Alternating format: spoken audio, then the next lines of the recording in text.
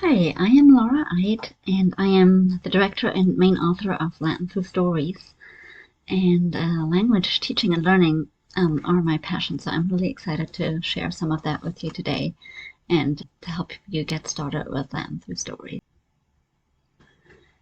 So I would like to get started with two guiding principles for our curriculum, and then we will go through all of the components and also talk about how to adjust the curriculum to different grade levels.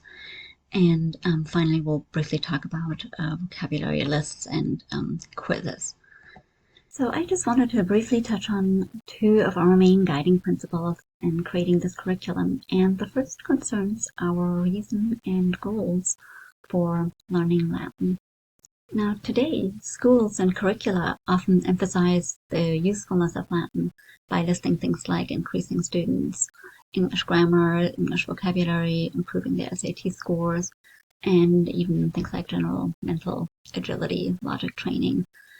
I think it is safe to say that this probably wouldn't have occurred to most educators in previous centuries. Now, I'm not saying that these are invalid or that they don't happen. They certainly do, but I think in the classical tradition, these would be considered more like welcome side effects, but not end goals, main reasons for studying Latin. In the classical tradition, students learned to speak, read, write, and interact in Latin by going through the entire trivium in Latin: grammar, logic, or dialectic, and rhetoric. And the final goal was for them to be able to participate in the ongoing great conversation that's been taking place in Latin for over 2 millennia, and for them to be able to use the language in their further studies. So when little Isaac Newton went to school in the late 1600s, his teacher's goals for his students clearly included being able to express themselves in Latin with fluency, ease, and accuracy. And I always find it fascinating to consider that Newton lived and wrote in Latin over 1,200 years after the fall of Rome, and like many educated people of that time, was still able to compose and think in Latin fluently, accurately, and with ease. Now, our little Newtons of today don't really need to compose their scientific findings in Latin anymore or write their dissertations in Latin. So our goal is not for your students to write another Principia Mathematica, but at least to be able to participate in the great conversation in Latin by being able to interact with texts in Latin, thinking, reading, speaking about them in Latin. In order to achieve that, we need to expose students to a lot of Latin early on. So that brings me to our second main guiding principle, which is the idea of both high quantity and high quality input. In the early stages, input will be mostly what students hear, and later on, it will include reading the language as well. So input, first of all, needs to be comprehensible. So students need to be able to understand what they're hearing or reading.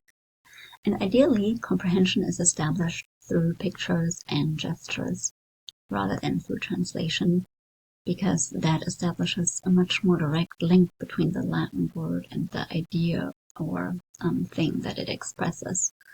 Of course, it's totally fine to use translation here and there if you feel like that's absolutely necessary, but as much as possible, try to focus on conveying meaning through gestures and pictures.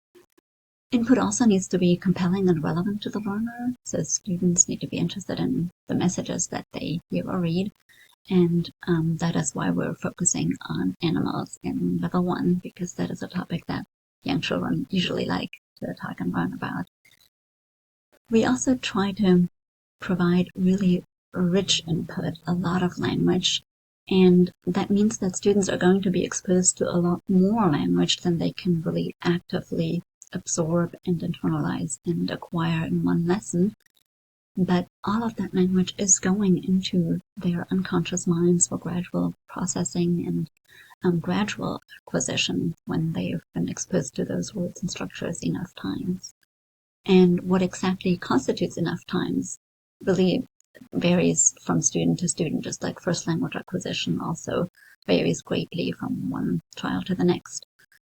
So that is why we really want to try and fill each lesson as much as possible with Latin so that all children have the chance to absorb as much language as possible. And that is why we need to really make sure that the language is always available abundantly, that we repeat things often enough, frequently enough, and really fill the lesson with Latin. And lastly, this is especially important for very young students, output shouldn't be forced. Just like, again, we didn't ask our 1 or 2-year-olds to always speak in full sentences. Please give your students sufficient time in acquiring the language, becoming familiar with its sounds and structures, and allow the language to emerge naturally. When children are ready to speak, they will speak. So I would like to briefly go through the curriculum components just to give you a bit of an overview of what they are all about. So we always start with a settling into Latin element. We have sometimes picture studies that introduce a new topic, a new animal, a new habitat. The Google series are repeated in every lesson, and different ones are reviewed. Then a little Socratic talk usually comes with a PowerPoint, but can also, at least the beginning ones, can be done with just puppets or stuffed animals. Then we have the stories for the little Socratic reading, and optional grammar extensions for 3rd grade and up. And the idea of course, all of this is not going to be in one lesson. There are different components throughout, but the main idea here is that we want to give students an abundant feast, like Charlotte Mason said, so that they can absorb as much as possible and be immersed in the language as much as possible. And like I said, each little guest is going to take in what they can, and for some this is going to happen faster, for others slower, but it will happen for all of them if you just provide this linguistic feast for them. So the settling into Latin stage is mostly a review stage, and a stage where we have a lot of repetition of and review of materials. There are some optional prayers and Bible verses and hymns, and then we have some songs and nursery rhymes, and Google series that have been memorized already are reviewed throughout in that settling into Latin phase as part of your warm-up, basically. It can be helpful to try and memorize some of the things that you teach beforehand, like some of the songs beforehand, for introducing a new song. But please don't worry about just learning along with students. You don't have to have things fully memorized and know them perfectly in order to teach them. Just be willing to learn along with your students and be willing to have that sheet in front of you or play the recording and sing along. Just learning along with students is perfectly fine. I really want to emphasize to please always have students do, especially in this phase, but in other curriculum phases too, allow choral recitations. Don't make students do this individually. Make this a whole class exercise so that everyone is involved, everyone is engaged, everyone is making gestures, either speaking along or even just making gestures. That's really, especially with the little ones, that's perfectly fine if they're just acting it out, making the gestures with you and not fully speaking along. Again, allow that to happen gradually. It can also be really helpful to have students get up for these so that they get out of their seats a little bit, can get a little bit more relaxed, and really the idea is for them to settle into Latin, to be happy in the Latin language.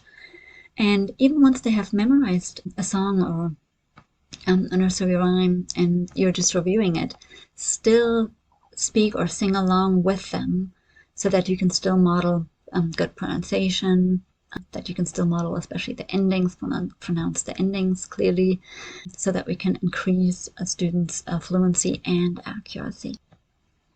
And so here's just a very quick example of what this layout will look like, and if you've looked at the curriculum already, you've seen this. So just real quick, the prayers and the Bible verses are always optional. And so the part 1 could be just left out if you aren't doing this. And then in part 2, we have one song that's always kind of a warm-up song where you always have the same thing, or we're just varying between a few new songs, so that this is something that really helps students settle into Latin and just feel familiar with it, not start with something brand new. And just for some variety, you might do a Grand Series review next, and then another song, the nursery rhymes here. There might be one that you are reviewing, and then one that you're either introducing new or where you're adding new stanzas. With the really little ones, it could be helpful to have a nursery rhyme book with beautiful illustrations. We do have some illustrations on the website of the ones that we use, so this is not entirely necessary, but these have some really beautiful illustrations. So I just wanted to mention these.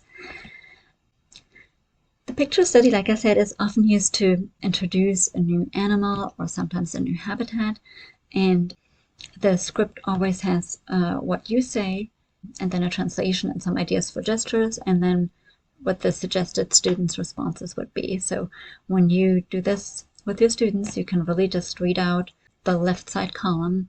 You might practice this beforehand once if you like.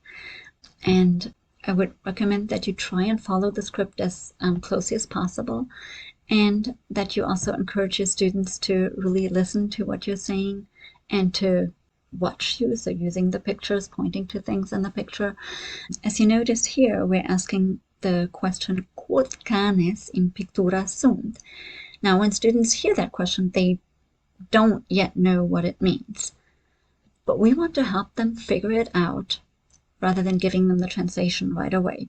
So we demonstrate what it means by saying unos, duo, tres, quatuor, and then we repeat the question, quod canes sunt? So by repeating that question, by demonstrating that you're counting the dogs in the picture, you demonstrate what that question means. You might then clarify in English to make sure that really everyone is clear on what it means.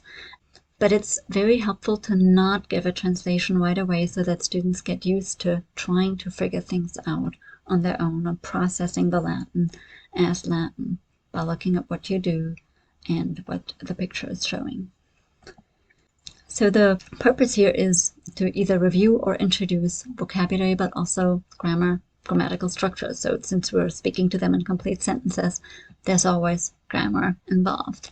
Every sentence has grammar. And again, please try to use gestures abundantly and use the images to point to particular parts that are relevant to what you're saying. You don't have to finish a script completely if you feel like your students are maybe losing interest, or if you have really little ones, you might just cut it off, or if it just goes slow, cut it off. That is perfectly fine. The main thing is to try and do as much as you can, but you also don't want to make it drag on too long. And once again, let students respond chorally every time they respond in Latin. Most of these responses are short and simple anyway, like yes, no, or dog, or boy. The website has all of the links to the artworks, and there's also a zip file that lets you download all of the works in one go, including some that are slightly edited, like this one. The original is kind of dark, so we've made this a little bit brighter so that it's a bit easier to see how many dogs exactly are there. And then let's move on to the Gouin series. A Gouin series is basically a series of 7 to 10, usually like 7 or 8, sentences that form kind of a sequence or a logical, chronological series of events. And the idea is for students to, by and by, fully memorize the series by acting it out and saying it along with you. And once again, when you first introduce it, you don't have to have it fully memorized yourself. It's perfectly fine if you read along and just memorize it along with your students. We strongly recommend for this to use stuffed animals. We also have some image props on the website that you can use, but really the physical items would be highly recommended, especially with little ones. The curriculum is already somewhat image heavy, so it's also helpful to not have so many images all the time and to just have the interaction and the physical items, especially since you can pass these on to different students once you've learned this a little bit. So the idea here is that language should always be learned at the sentence level, that meaning is being processed at the sentence level, not at the isolated word level. And Mr. Guan really emphasized that the mind remembers things much better if they are presented, if ideas are presented in a logical sequence, if they're not just random sentences that illustrate a grammatical point, for example, but sentences that form kind of a mini story, a little sequence that is a story. Charlotte Mason, too, really liked the Guan series method, and I really like this quote here: "A language learned by Mr. Guan's method is a liberal education in itself. You really learn to think in the new language. You order your thoughts in the new language, and having done so, the words which express these are an inalienable possession." So that is really also our goal, to make students really fully absorb the language, to make it their own, and to really internalize the vocabulary as well as the grammar. Each Guan series is typically spread out over 6 lessons, some variation, but mostly 6 lessons. And the most important thing to remember is that at first it is really input. We gradually move from input to output. So in the first class, students aren't going to be doing much speaking in the first introduction. They will be acting, making some gestures with you, but you will be saying, either reading or saying it to your students, acting it out. And just gradually over the course of the 6 lessons, students will by and by be able to say more, speak along with you. And even if at the end of it they haven't fully memorized it, that's perfectly fine, as long as they're able to speak along with you, make the gesture, know what it says. And with the really little ones, again, if they aren't speaking along, if they're just making the gesture, if they know exactly what you're saying, that is really, really good. That is perfectly fine and sufficient. So do make sure that students are always acting it out, that there's always that connection between doing something and what it means in Latin. And then all of these Guan series are being repeated throughout the year, because really only language that you keep in your head, that remains in your memory, is language that you have acquired and that you can further develop. If you memorize something and then it goes out of your brain the next day, it's language, it's completely useless. And once again, let students do this all together as a group, chorally. You can have individual students come to the front to act it out if you're a classroom teacher, but still let the whole class make the gestures and speak along with you. So here's just an example of the frequency of review. So again, kind of a spaced repetition method here, where at first they are very frequent, and then there's more gap between each repetition, and the idea is really just to keep them in their brain. With 4th and 5th graders, you might give them the series to read along at some point too, because they should also be making the connection between what they're hearing and what they're reading. But it's really helpful to not do that right away, to let them also process the language orally and orally first, so that they're really paying attention to what you're saying, what the gestures are that go with that, processing the meaning, and also hopefully getting better pronunciation that way. Sometimes when new students just read something, it will come out sounding English, so that can be helpful to wait a few days with that. The Guan series are also very often the basis for explicit grammatical components. So we maybe take some sentences to analyze, and maybe find the subject or the verbs. So that is also something that you can, where you can make some adjustments and have fewer repetitions, fewer reviews, but move into a grammatical analysis at some point. And we often give you all of the sentences with annotations. That doesn't mean that you have to do them all, especially with the little ones. Just one sentence is fine. They don't have to analyze all of them. Really just have them start getting used to the idea of analyzing sentences, and you can increase the number by and by. You can also have students create a mini booklet where they illustrate the series and either copy it, or you can use the printed version. I'll talk about that in a second. And then they can take it home and read it to siblings. That's also often very effective if they bring something home and show their parents and siblings. Okay, moving on to the Little Socratic Talks. The format here in the teacher guide is similar to the picture studies, where you have a list of what you say, and then the translation as well, some comments about gestures that you can make, and suggested student responses. And like I said, these come with a PowerPoint, so you really don't need the teacher guide here. You can just read off what's on the PowerPoint. The teacher guide is just there so that you have the translation, and if you are able to, for the very first few, it can be really helpful to use physical stuffed animals. You really just need a cat, a dog, and a mouse for the first few, so that you can have more direct interaction with students rather than you, the screen, and students. But the PowerPoint is there if you need it, because it is definitely easier to just read something off, and that's perfectly fine.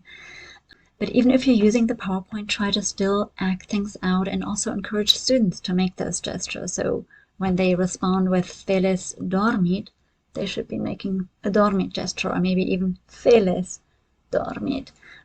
How many gestures you make really depends on how comfortable you are with adding in the gestures, remembering the gestures and the Latin and all of the different elements. So it's fine to not make all of the gestures, but at least for verbs, that's really a crucial thing to do, to remember what the action is.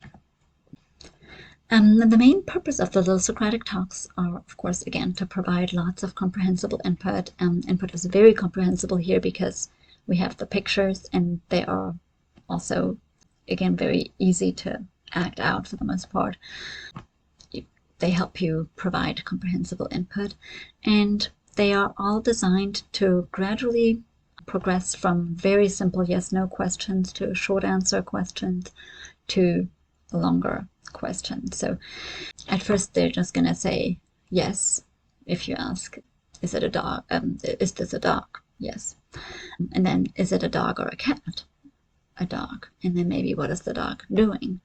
But that comes gradually as they hear you say it multiple times first before they are expected to produce that word or sentence. Also, just as a quick note, on the PowerPoint, the answer appears on click if you download it. If you put it in a Google slide, it might not work, or on some computers it seems to not work so well. So just wanted you to be aware that the answer is not supposed to be there. It's supposed to appear on click. So if the answer is already there, then you might need to fiddle around with your computer a little bit to make that not happen, because students should definitely not see the answer before they've given it. And for the Little Socratic Talks, once again, let students respond chorally so that they're all engaged as much as possible. Sometimes with older students it might be helpful to call on individual students, but I would try out letting them all respond first. And the little ones, speak along with them. If you ask a question, give the answer and invite them to speak along with you. And again, have them make the gestures while giving the response. So they should always be saying and doing things at the same time. If the students are just giving short responses, you might give a completer response so that they get more input. So if they're just saying yes, you might say, yes, the cat is sleeping. Just again, to increase the amount of input that they receive. And then with older students, you can encourage more and longer responses gradually. So especially with the little ones, I would recommend not calling on individual students. With older students, that might be something that you need to try out. For the duration of the Little Socratic Talk, we would really recommend not translating what you're saying. Try to make this, at least this part of the lesson, kind of a full immersion experience where they see the picture, they hear and see the question, and they see your gestures, you're pointing to pictures. So it shouldn't be necessary to translate things unless you feel like it's really necessary here and there. When students respond and they're maybe not giving quite the right ending, or it wasn't quite the right word, just repeat back the correct answer and maybe invite everyone to repeat it along with you. And again, this should be kind of a mini immersion experience, so don't stop to explain things.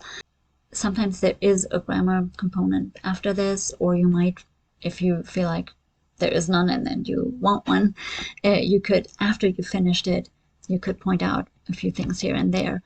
But make this somewhat fast-paced. If you stop too often to explain things, it drags on and then it doesn't become effective.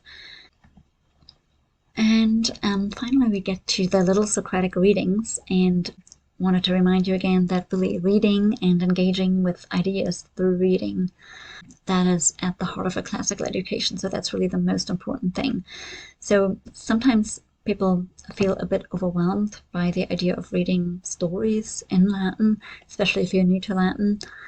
So I would like to encourage you to just try and hang in there and do your best, and again, learn along with the students, and don't worry about saying everything perfectly or about not being fluent in Latin. That's not the main point. The main point is to gradually increase your understanding and your fluency. So once again, our goal here is for students to be able to interact with ideas in Latin. So we need to expose them to complete, full ideas from the beginning, and to ideas in a longer story form than what we have in the other components. When you first read to your little ones, like maybe your 2, 3, 4-year-olds, chances are they didn't understand absolutely everything you read to them, but they still loved the story, they still wanted to hear it over and over, and gradually and by, they probably understood the story really well, they understood most of the language, they increased their vocabulary and their understanding of what English sentences are like, and they might even have memorized chunks of the language and maybe repeated it back in play, and that's really exactly our goals too.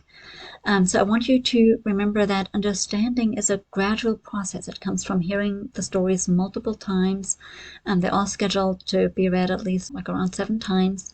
So don't expect full comprehension on the first reading. Just let this happen gradually.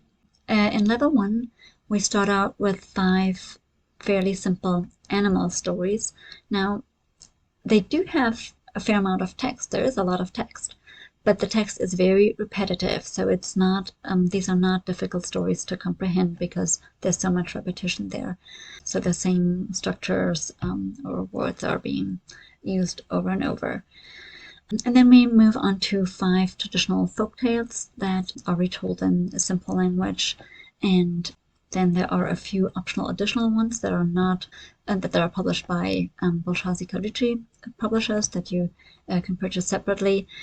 These are stories that you can also use in between if you just want some more variety, especially the Ursus et Porcus and Taurus Rex. Those would go great with theme 2, which is about farm animals, so you could definitely use these earlier than theme 5. So once again, our main goals are to expose students to a language, to provide a lot of input. And the language here is going to be slightly beyond the students' current level, but not to the point where they can't understand. There are still pictures, there's still familiar context, they're easy to act out and demonstrate. The goal is to understand the Latin as Latin, not for students to translate. You can use translation to help comprehension here and there if you feel like there's a sentence that they can't understand or that you don't think they would understand unless you translate it, then that's fine. But that's not the end goal. They shouldn't be able to say what it means in English. They should come back to it, hear it again, comprehend it, and be able to respond, for example, through a gesture or by answering a question in Latin. The goal is to assimilate the language and to maybe even have students memorize some chunks of language that they can then, that really becomes part of their linguistic constitution. And that really helps them develop intuition, helps them develop a feel for what Latin is like, for what a Latin sentence is like, for what the language sounds like, which is how students develop their English. A few points about reading effectively. Try to make it as interactive as possible. So that means asking students to make gestures with you. There are suggestions in the teacher guide about making gestures, but also for questions, short answer questions that you can ask, kind of like with the little Socratic talks. So have students do something while you read to them. They shouldn't just be sitting there passively. And of course, try to read as expressively as possible with different voices for different characters, maybe even exaggeratedly. That can help get the point across or increase interest and engagement. Making it as dramatic as possible can be really helpful. Of course, always use the pictures that are provided in the stories to point to things, to show what's happening, but then also try to act out some of the things while reading it. And instead of asking students for a translation, always have them make a gesture to demonstrate that they understand what is happening. And like I said, it is totally fine to provide some translations if you think they are helpful or necessary. But that should really only happen on the first reading of a story, not on subsequent readings. The goal is to get away from thinking in English and into really just processing the Latin as Latin and understanding what it means upon hearing it. So that's why reading and rereading is really important. You shouldn't just read and comprehend a story once and then be done with it. The goal is to continue to interact with it, to really absorb, assimilate the language. And that's also why we provide readers' theater versions of most of the stories. So these are very similar to the stories themselves, just with sometimes simplification. And so these allow students to interact with the story in different ways. Now, with the really little ones, of course, students might not be reading yet, so they aren't going to be reading this themselves. But it is something where, if you feel brave enough to try that, you could do a little puppet play version of the story using the script, where you read the script and then the students are just acting it out, either with puppets or they are the characters themselves. So you can use the reader's theater even with the little ones. You don't have to make them speak. You can do all of the talking, or you can make them speak along with you, but it is also really fine for them to just hear it and act it out. That already provides so much input to them. And for the older ones to then either read along with you or start reading independently really skyrockets students' language acquisition, because they're interacting with the language in a different way. They're hearing it more often, but with some variation, and they're acting out what they're hearing or saying. So that's really very effective. And I just wanted to let you know that there is some more guidance and information on Reader's Theater on the website under the Supplementary Resources tab. I would like to talk about adjusting the lessons to different grade levels, because some of you might be teaching this to both kindergartners and fifth graders. So the most important thing is to adjust your expectations of what students will do. So for kindergartners, please focus on input, not on output, not on the student's production of the language. The main idea should be to just provide as much language as you can in the time that you have with them, so that they can absorb the language and make it their own. When little babies and toddlers learn a language, they first hear the language for at least a year until they start producing the first words. And if they don't start talking until they're 2 or 3, they have heard so much language. So we need to help students just be exposed to the language extensively in the early years. And students can be encouraged to speak along, make gestures, but again, production is not the main point at the kindergarten level.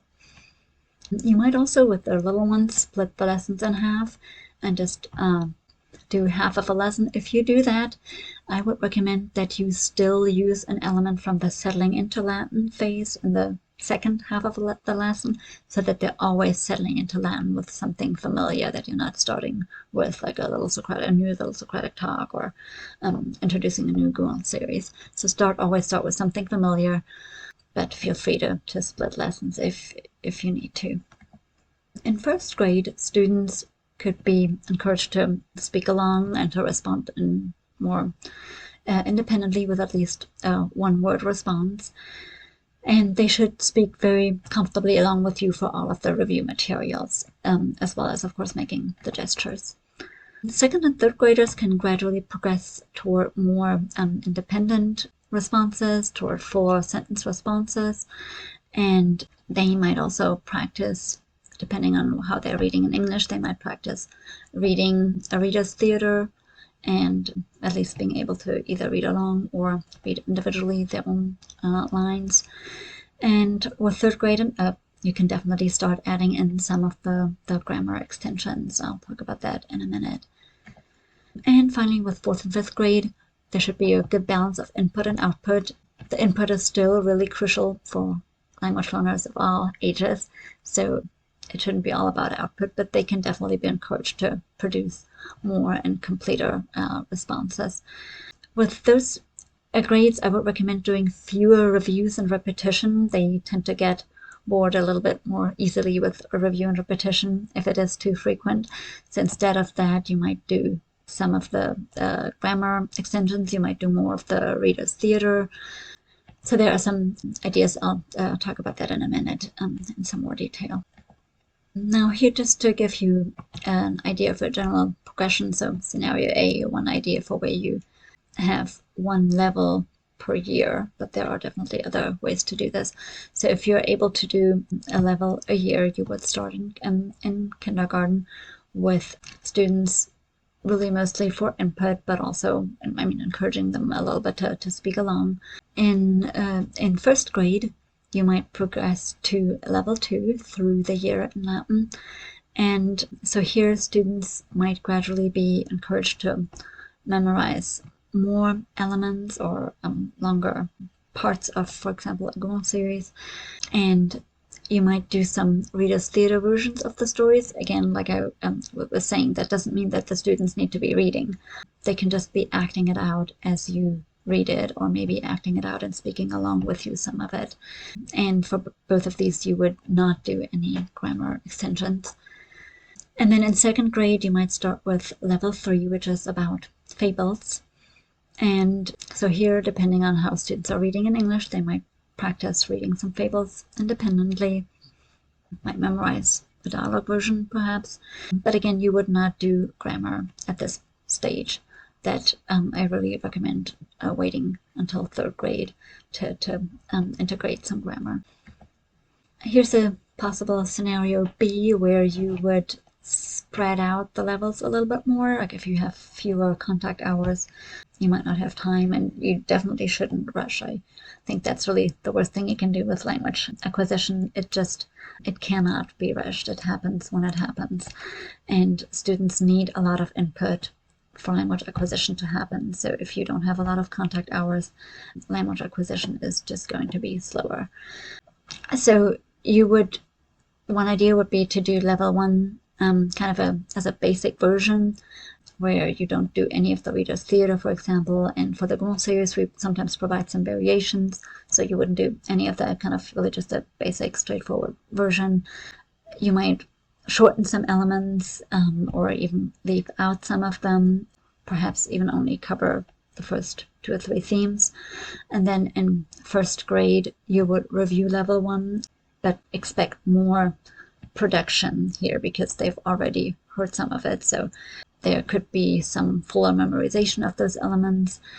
Students might memorize some of the Grand series and like even more of the reader's theater versions. You could perhaps do the first few themes kind of as an abbreviated version, just every other lesson or something like that, and then spend more time on the other themes that you haven't covered in kindergarten. And then you might do the same with the other levels, depending on the number of contact hours. If you're able to pick it up, you could at that point do a grade, but again, it's totally fine to spread this out over several grades. For students with only 2 or maybe even only 1 weekly lesson, you will definitely have to spread things out a little bit more. And So once again, you could have kinder and first grade both do level 1, like I was saying earlier, similarly. And then second grade would maybe have only the beginning, maybe themes 1 and 2 of level 2, or maybe even just 1.5. And then third grade would finish level 2 and might start level 3. I would, in that case, recommend doing no or very little grammar even in third grade, because if you have that little contact hours, it's really important to provide as much input as possible. And those grammar lessons, there's always going to be a lot of English involved, and that's always time that students don't hear and read Latin. So if you only have 1 or 2 weekly lessons, focus on providing as much input as you can during that time. And then fourth grade might finish up level 3. And so in fourth grade, you might include some grammar, just so that students can also start reflecting on the language itself and on how it functions. But again, both fourth and fifth grade, I would really recommend encouraging things that students can do at home. For example, would be to memorize or to practice reading fluently a Reader's Theatre version, or a grand series that they memorize and act out for a grade. So focus on things that provide input for students, that provide complete sentence Latin.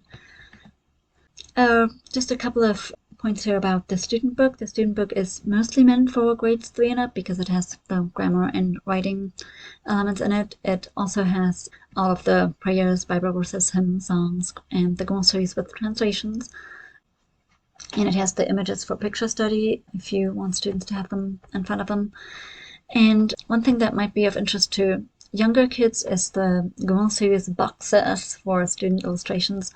We are going to put those on the website separately as well. So this is basically, I'll show you an example in a minute, like over here, where students have the sentences and then they draw their own illustration of what this means, of what's happening in these sentences. So that is something that even younger students can do as well. And that might be even something that could be an easy thing for a sub to do, for a sub lesson where you give them a few review glossaries to illustrate. And the student book also includes the Reader's Theatre versions of the storybooks and of some glossaries. You might not print the whole thing at this point for all of the students, even if you intend to use it, and just kind of play it by ear and see which elements you use, what you need to print, what you don't need to print. So these, I already mentioned these, they are helpful for students to do after they've been introduced to the story, so that they also practice reading them, and then they can illustrate them. And that is something that you could assign either for homework or, like I said, for a sub. I wouldn't recommend spending class time on it. That's why this is really not included as part of the lesson element, because that is time that students are not really hearing a lot of Latin. So it's something that they could do either at home or just for some additional reinforcement, or if you have to be out. A couple of words about the grammar extensions. So first of all, it's really important to remember that all students will learn a lot of grammar simply by being exposed to complete sentences all the time. Every sentence has grammar, so they are all learning grammar. The grammar extensions are really just to make the grammar that they've absorbed naturally more explicit, so that they can also reflect about it. With second graders, it can sometimes be helpful to just very, very briefly draw students' attention to how a word changes, even without doing an explicit grammar extension or grammar lesson. Like even in the very first Gone series, the word for dog is sometimes canis and sometimes camem, depending on how it is used in a sentence, depending on whether it's the subject or the direct object. So that's something that you can definitely draw students' attention to and make them listen for those endings and simply notice them. Notice, being aware of it, and gradually absorb that pattern, those patterns. The grammar extensions are not part of the general lesson time, so that would be something extra. With the older students, you can definitely leave out reviews and repetitions and make time. I'll show you an example in a minute, so that you don't really have to spend a lot of extra time on this. I would not recommend assigning these for homework, because if a student or a parent doesn't know what to do, then they get frustrated. This is something that I think is really helpful to do with guidance. And you also really don't have to do all of them, even if you decide to do them. You can pick and choose and maybe just do verbs, or just do nouns, or just do a little bit here and there. So you don't have to do all of them. You don't have to do everything. It's also really important that the main goal for grammar here is not to memorize forms, but to understand what they mean, to understand how a word functions in a sentence and how that is related to the way it looks and sounds differently. So we don't want students just memorizing isolated endings and syllables. We would like them to first understand what that means, what it means to have canis as opposed to canem, and to really understand how that functions in a sentence, as opposed to just memorizing those endings. So to make time for grammar extensions, again, you can leave things out, like some of the songs are reviewed a lot. The Grand series are reviewed a lot, so you can leave out some of that, as long as you make sure that they're still being done regularly. And even the 4th and 5th graders should still do some of the songs, should still do the review Grand series, so don't neglect those, please. We have an overview review chart on the website that you can download and look at. So here's just an example of how frequently these songs are repeated, and then how you could just decide, okay, we're not going to do this and that repetition.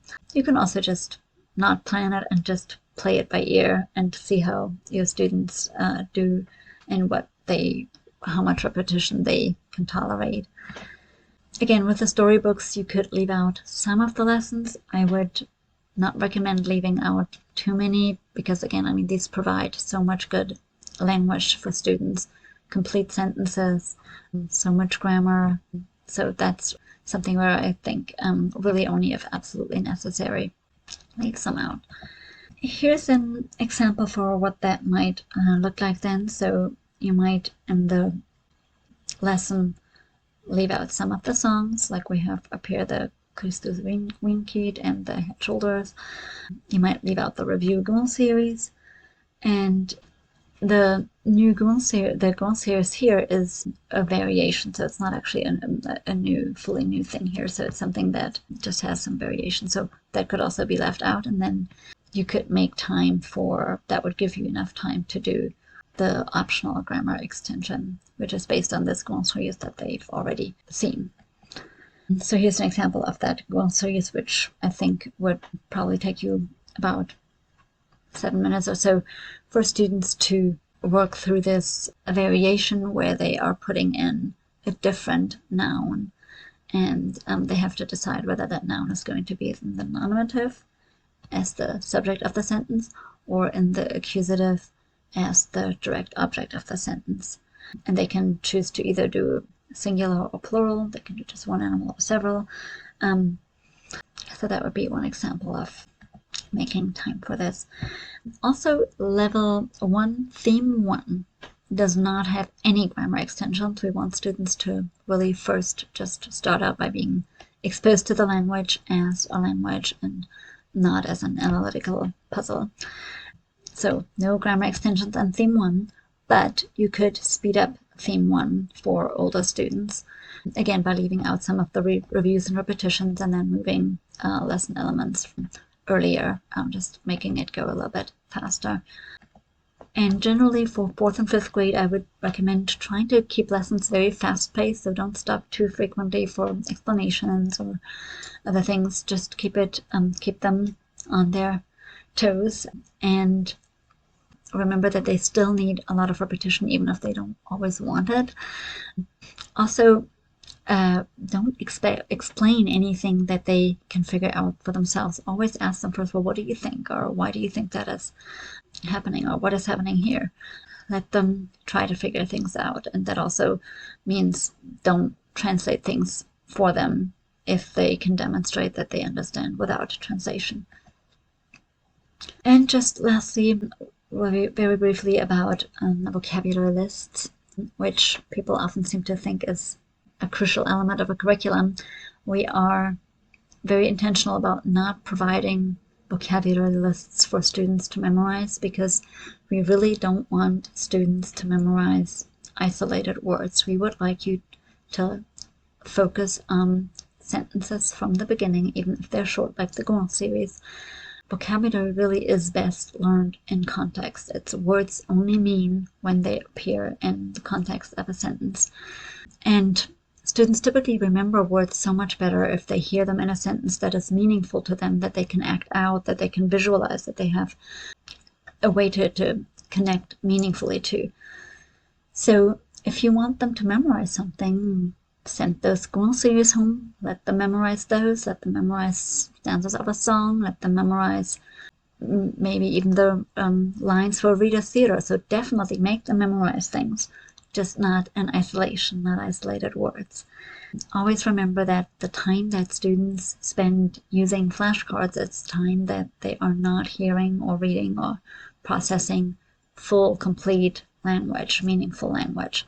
Words in isolation are really a waste of time, and we don't want to waste our students' incredible linguistic potential on flashcards. We do have quizzes on the website that you can use. They are Word documents so that you can edit them. The quizzes really are quiz banks, not quizzes. There is a lot more on there than I think you should give to students, especially younger ones. Really important to remember that testing does not increase students' language acquisition. They should be motivated by an interesting lesson, not by the grades that they get on a quiz. So you could use these for as homework assignments, as additional worksheets, maybe even for a sub-lesson. You don't have to use these as quizzes. If you do use them as quizzes, be selective in what you put on them. It doesn't have to be something very lengthy. Ideally, a quiz should take maybe 5 or 10 minutes, no more than that. And I really want to encourage you to please ask anytime you have a question, anytime something is difficult. There's a very nice Facebook group with people very willing to help you out. A lot of both teachers and homeschoolers, a lot of people who started from scratch with zero Latin, who are willing to help you and answer your questions. So please always ask. Don't get frustrated. Ask questions.